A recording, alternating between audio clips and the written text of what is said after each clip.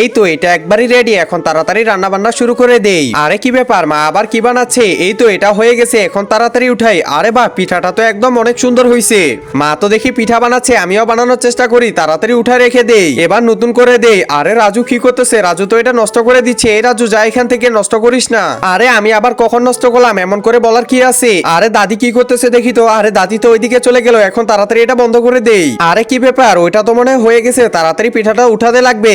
আরে এটা তো উঠতেছে না। আরে জাসালা, এটা তো নষ্ট হয়ে গেল দেখতেছি। কি ব্যাপার দেখি তো। আরে চুলাটাই বন্ধ করছে। আরে রিমি, কি হলো? তুমি চুলাটা বন্ধ করছো কেন? দেখো তো এটা নষ্ট হয়ে গেছে না?